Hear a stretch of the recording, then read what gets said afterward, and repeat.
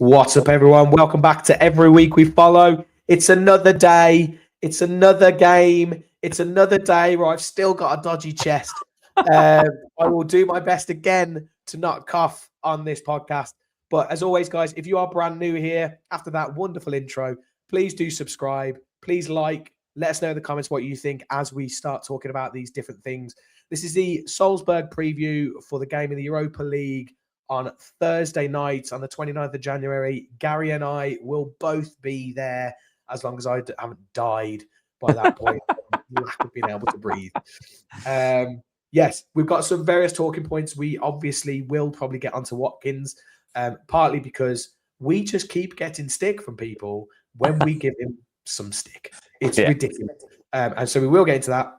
We'll get into our predictions for the game, our predicted lineup, our predicted score. We'll talk a little bit about Salzburg and the fact we've never played them, from what I can tell. I don't think we've ever played them before. I couldn't find a head-to-head stats or results anywhere.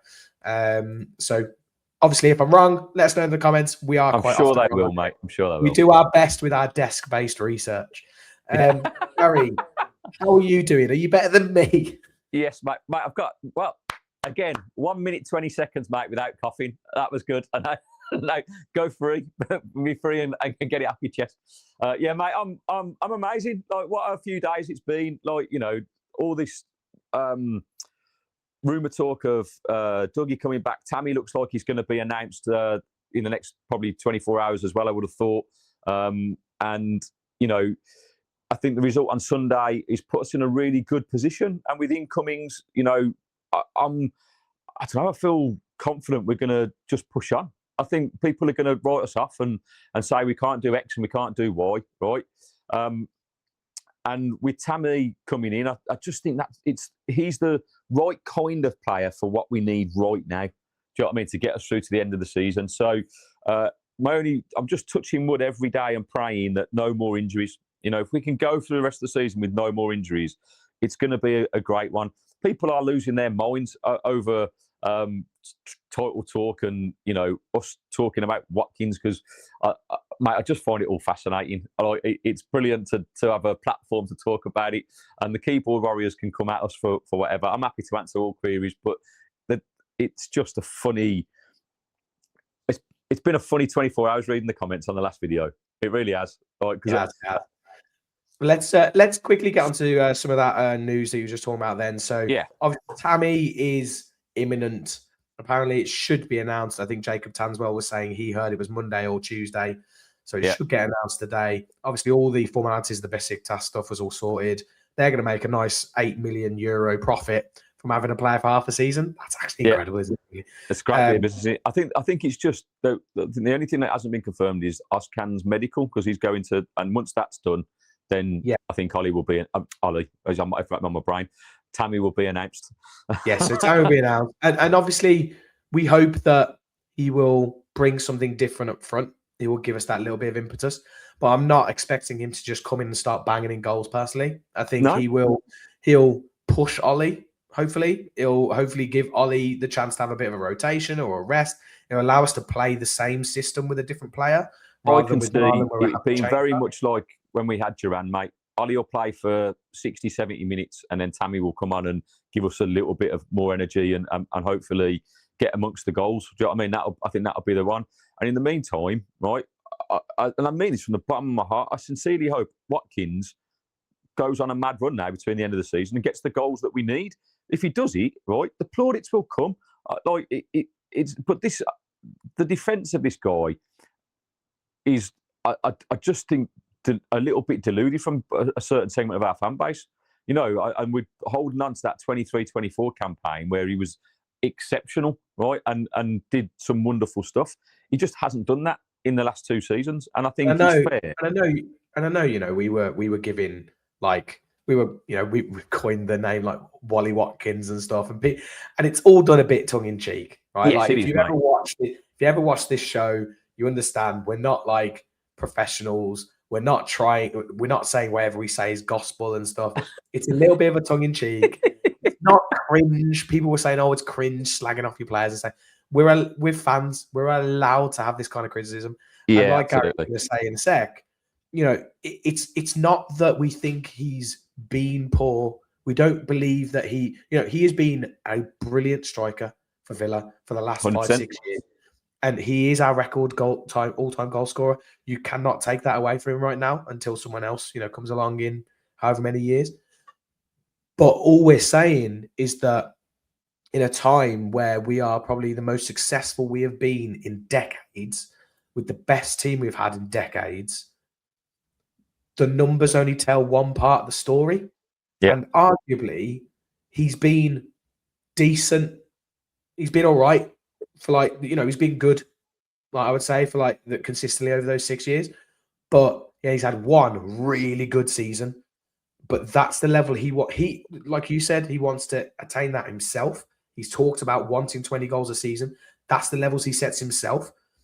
And we've talked about, if I had OKRs, if I had objectives at work and I set these objectives and I didn't hit them every year, questions would start to be asked. It'd be like, right, okay, well, is this actually realistic? Yeah. Are you setting the right targets? What are you doing to motivate hit these every year targets? to not hit the levels you want to hit? So, and I think it's just, and like I was talking about before, the team, and we're not going to go on about Ollie Watkins too long, by the way, because it will just dominate everything. But the team has accelerated and has grown to this successful level so quickly, unbelievably fast. Arguably, you haven't seen success. You haven't seen growth like this. I'd be interested to hear what other people think and any other examples. Yeah. I haven't seen a growth from a team like this since City or Chelsea, when they had those massive owners come in and they blew the transfer window, and within 2 or 3 years, they were winning the league. Yeah. No one else has really had this sustained level of success suddenly. I mean, we were freaking relegation, we were relegation fodder. We come up from the championship however many years ago. What the hell? So, 6 years ago, mate, roughly the time that we got Ollie Watkins. Yeah. And I think that, the fan base haven't got used to the fact, or haven't accepted the fact yet, that we are that good and we command this better level of player. We are better than Watkins. We are probably, as much as I love him, we are probably better than McGinn in a year's time. We are better than Buendia.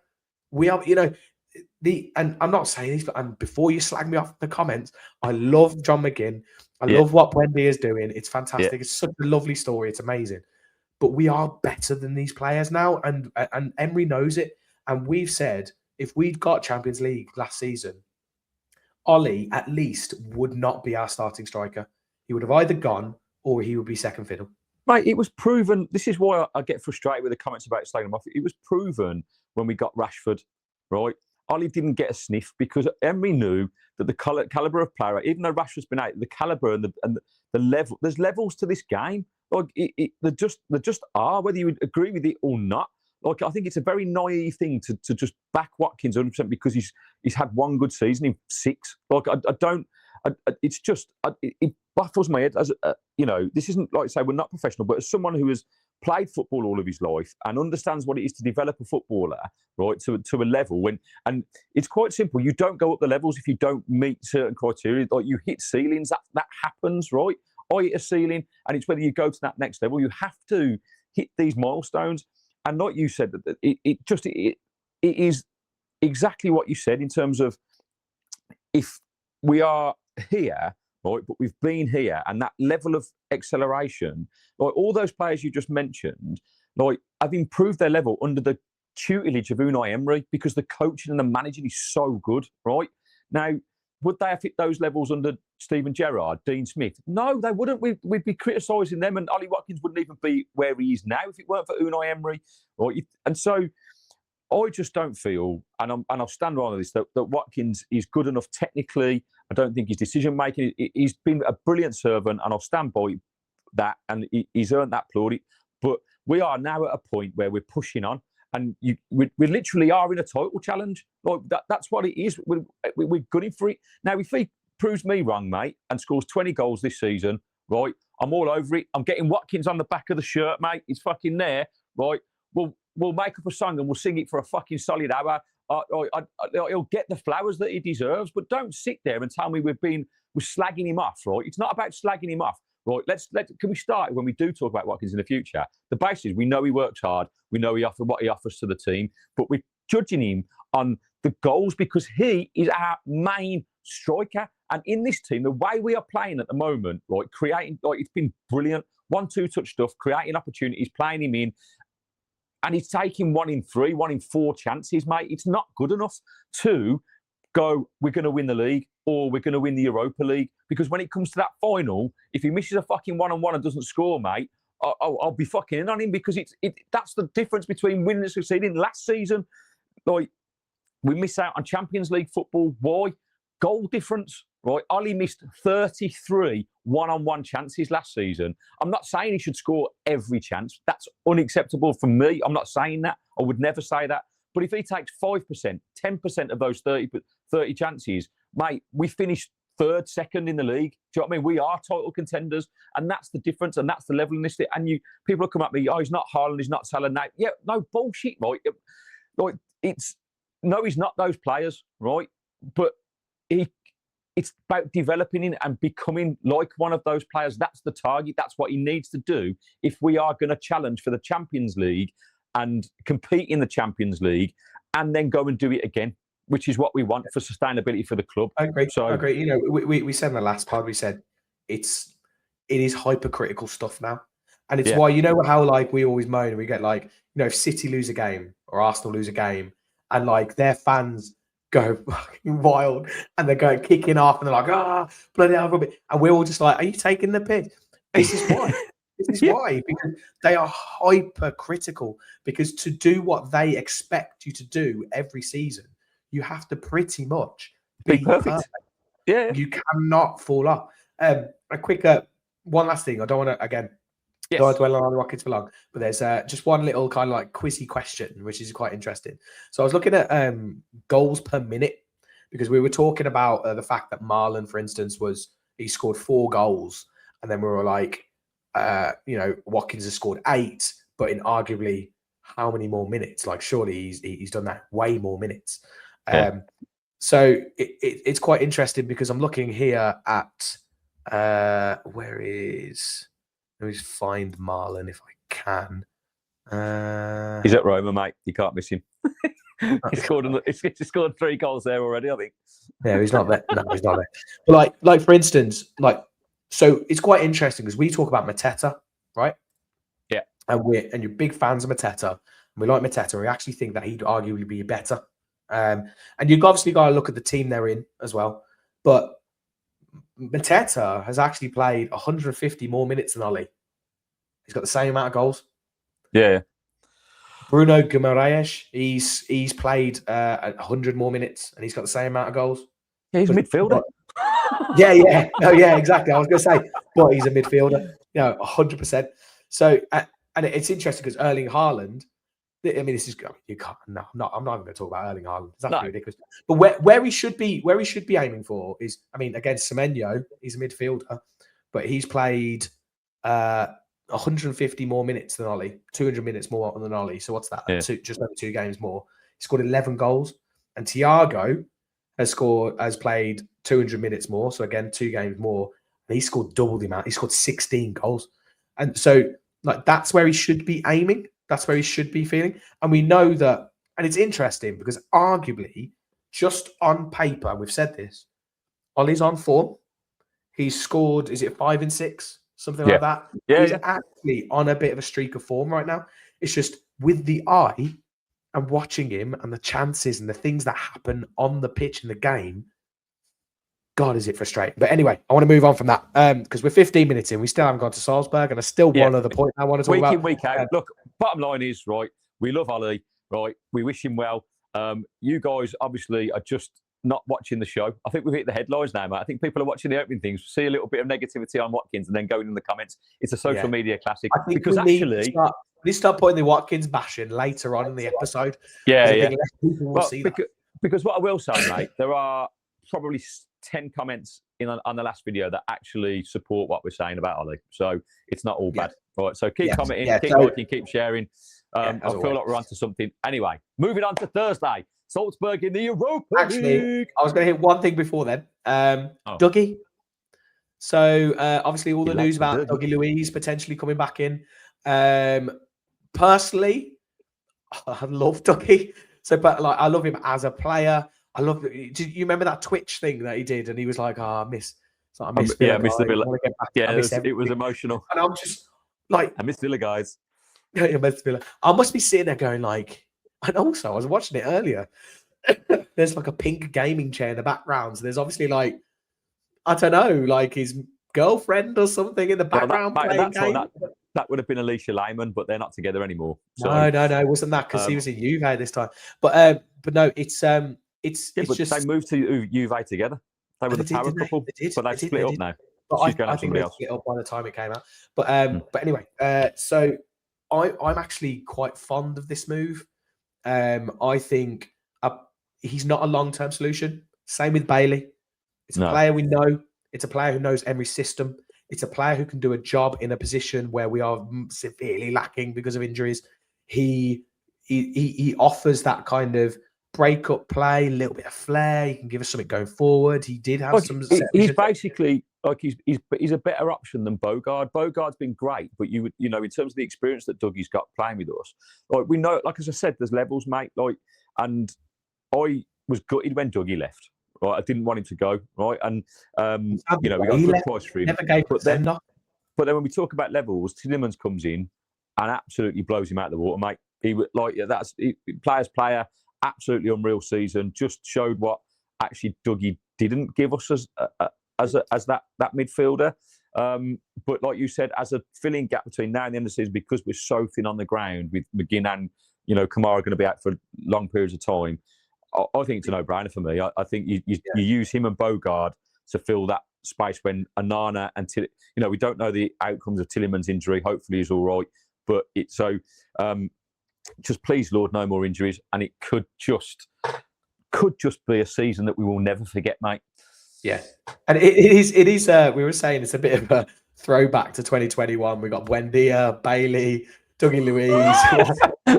Let's get Diaby back in. Screw it. Let's get Danny Ings back. Like what we do. Like that's it is quite funny, but it's shrewd, smart business in my opinion. And absolutely, I think, which is what we've said all along is going to have to be done. For at least another season and a half, really, until we get Champions League this year and next season, and then we can start looking at how we're going to deal with in transfer windows. But it's all about solidifying the ship, and this is where I'm putting total faith into Unai, because I just, look at what he's done with those said players. Like, yes, he got, and he's not afraid. Like, he got rid of, he sent Buendia out on loan, he sent Dougie out on loan, like literally telling them they haven't got a ceiling, and then they come back with a point to prove.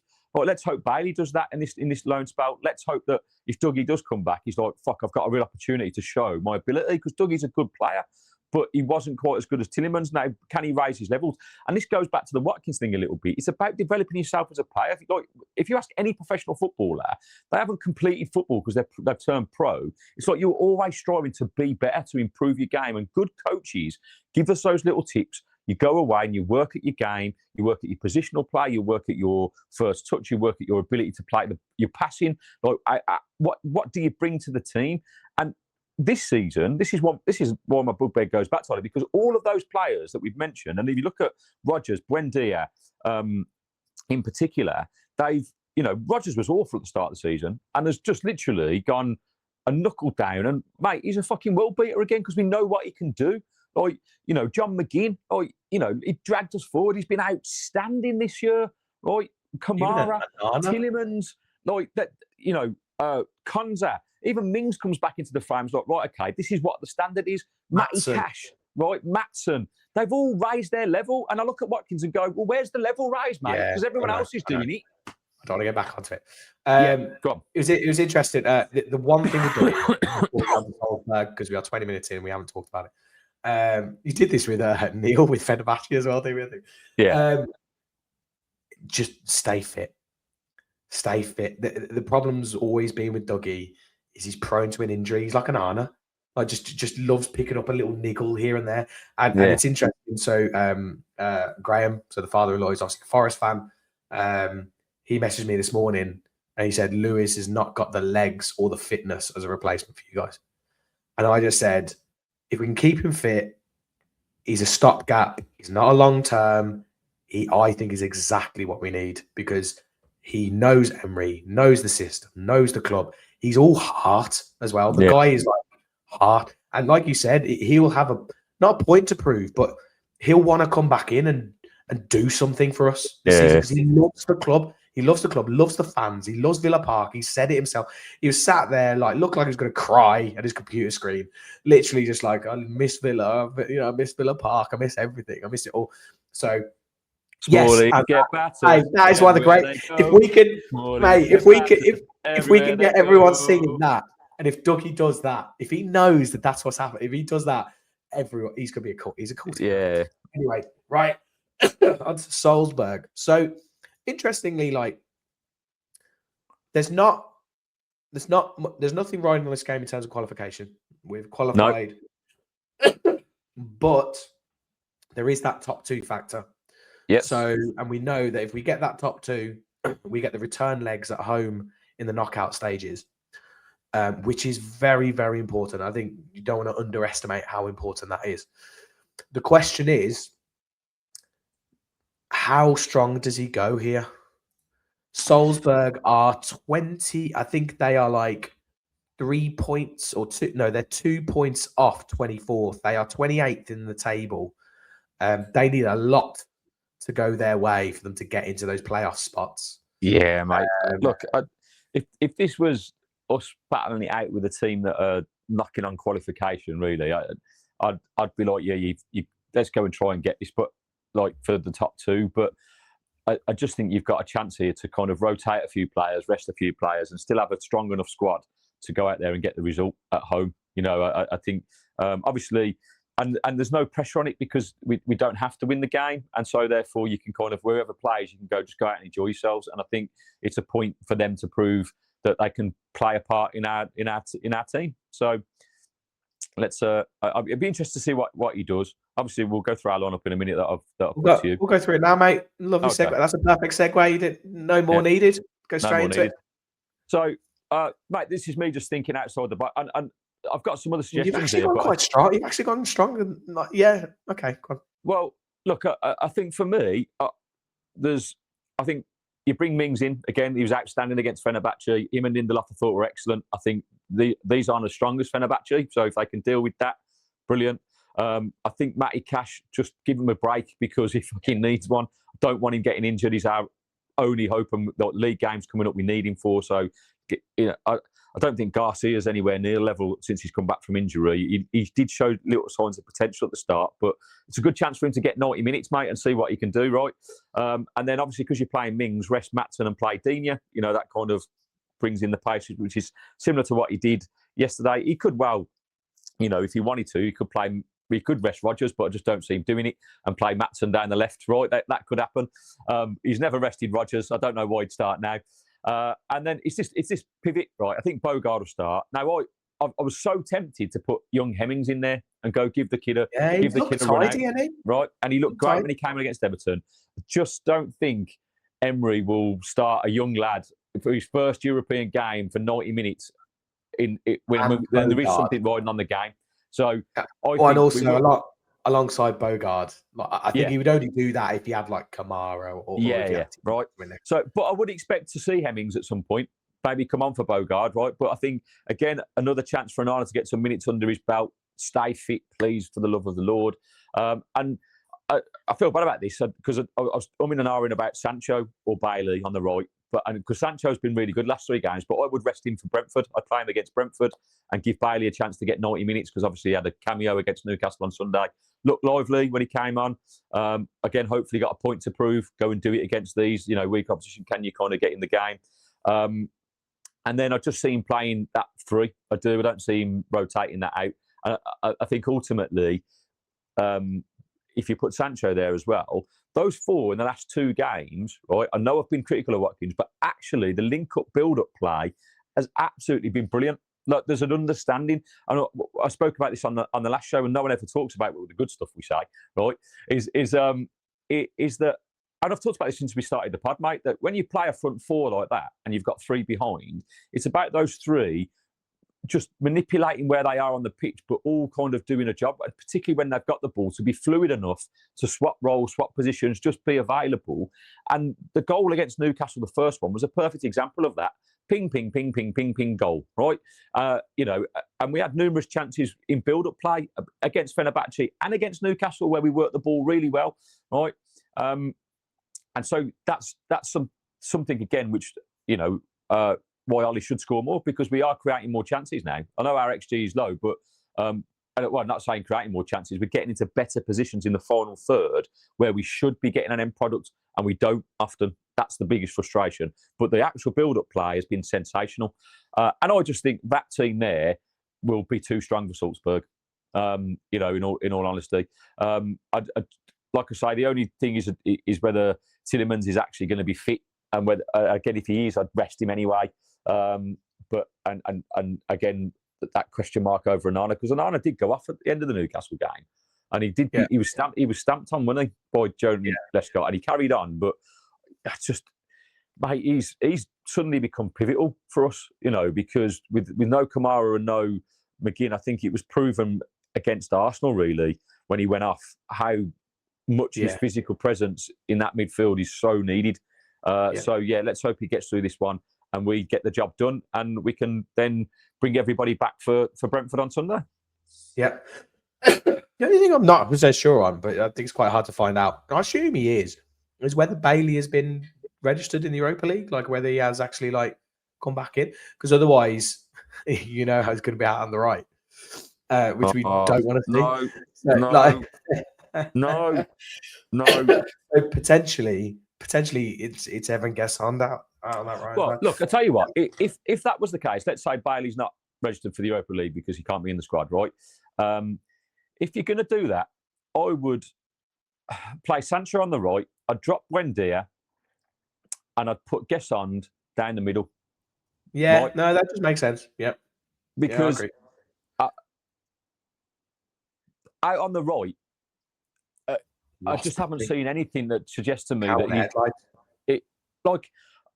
there's been 3 or 4 games where he looks like he's just looking around, like as if he's been literally dropped into a football match because, it's a prank. Do you know what I mean? It looked like it's been so bad, and but as everyone has alluded to me, he plays centrally. He played as number 9 for Nice, and obviously he's not going to replace Watkins, but put him down the middle and see what he does then. So we're not relying on him to try and do anything down the flanks.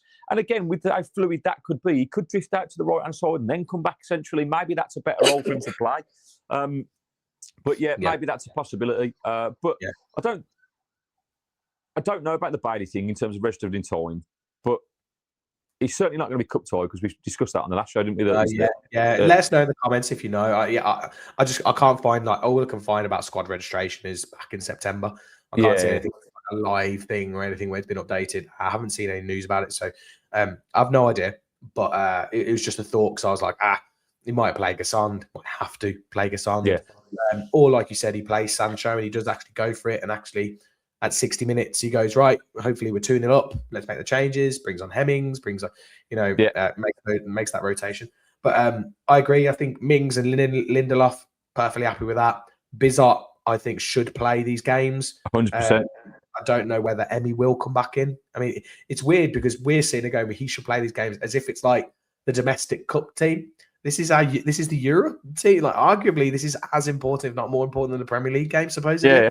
So, and it would be, mate, if there was something more riding on it. The fact that we've got qualification makes it a little bit easier, right? If this was we had to win to qualify, then you'd be going full strength, right? So this is just an opportunity to kind of manage the squad a little bit with what's going to be lots of fixtures coming up with the FA Cup, after this. So you've got League and FA Cup, and if you look at those fixtures that we've got after this one, Brentford on Sunday, Bournemouth away. Then we've got Brighton and Leeds at home, and then Wolves away to the end of February. And that it could be a very successful month, mate. So it's one game at a time. I realise that, but out of the fixtures that other teams around us have got, i.e., Arsenal and Man City, ours is probably more favourable, right? And I think that's why our the percentage of the whole up to stats thing. I think that's why it's flipped. Yeah. I think the games we've got at the run for us is better, and it's in our hands. Like, that last game against Man City. Well, I don't care what it is. I just hope something's riding on that game, whether it's to get second or whatever it is.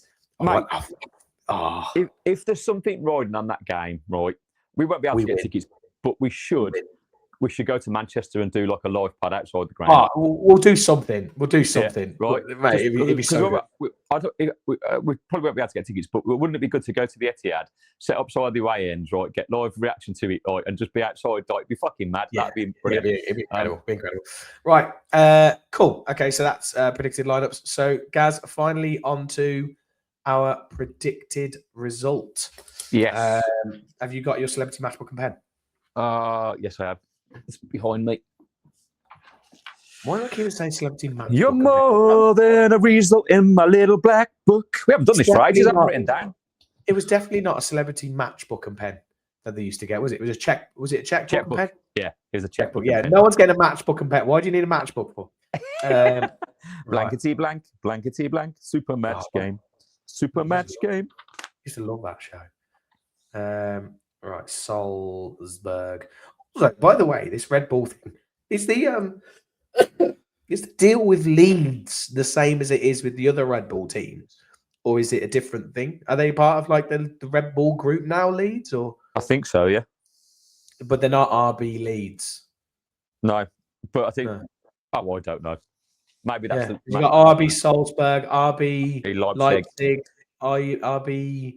There's other one. There's is there? They're in the MLS as well. There's New York and RB. Yeah. There's all sorts, but yeah. Okay, all right. Right.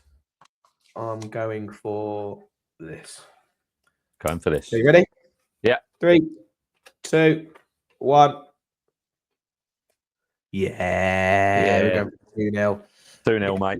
Get that in every week we predict. Do it now. Yeah, I'm doing it.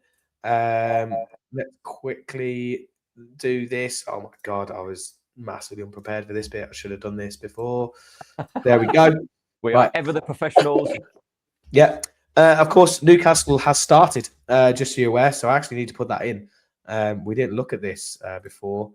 It was 2-0. When was the first goal? 19th minute. Yeah, it was, wasn't it? So let's just quickly have a look at that, actually. How's that setting things up? Did anyone get it bang on? No.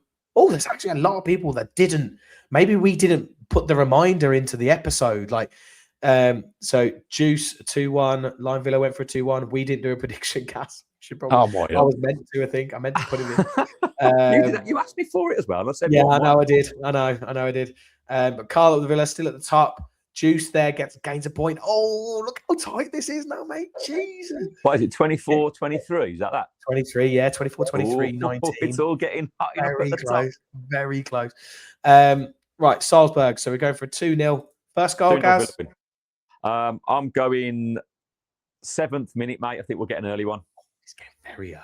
That's very early. You know what I like, mate? Early goal. Goals change games. Yeah, goals change games. They do. As always, guys, if you aren't signed up for this and you want to be involved, everyweekrepredict.com. It's just something that we're running this season. We might run it next season. Not sure. It does cost money. So it's not completely free for us to do. But people seem to be enjoying it and we're enjoying doing it as well.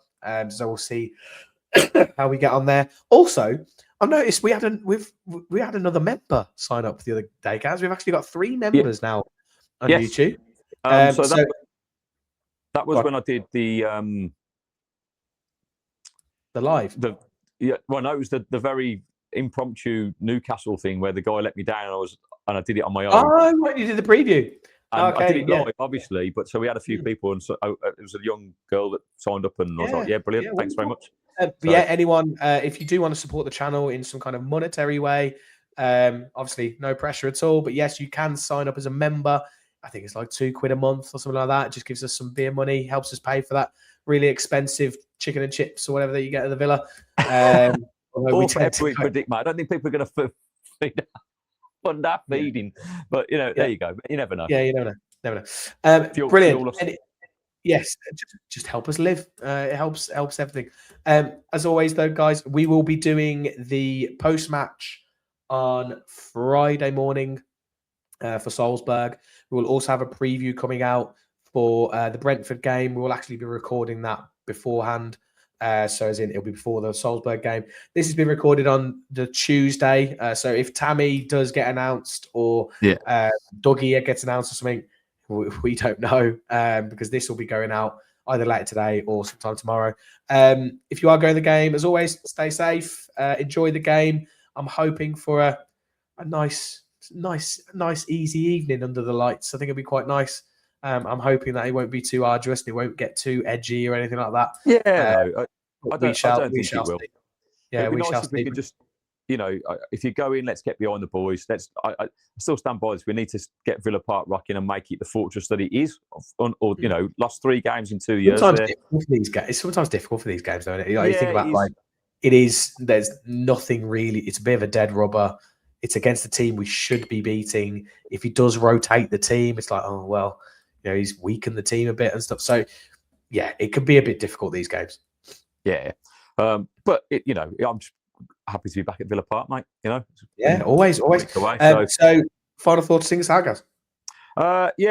Look, it's an interesting week because, like I say, with transfer speculation and whatnot, hopefully we'll have a couple of things decided before the Salzburg game, and we can go into the weekend feeling confident that we can pick up 3 points against Brentford and push on towards our title challenge. I'll see you at Villa Park. Go on. I was going to go to the Singate. You were going to say something, so you might as well. Oh, sorry. I was going to say, it'd actually be quite nice if we have signed Tammy and we have signed Dougie and they walk out. Yeah. That'd be lovely. That'd be really nice. Yeah, the new side kind of thing. That'd be lovely. I mean, it's 2 guys who... Did they play together? No. No, they didn't, did they? Don't think they did. But it's 2 guys coming back. The claret and blue. They're coming home. Nice. Bring them home. Right, anyway, if you're going to Villa Park, I'll see you there. I'll be live before the game, hopefully, when the players arrive. So join me on TikTok for that. And we'll see you for the review on Friday morning. And as always, every week we follow the boys in claret and blue. Peace.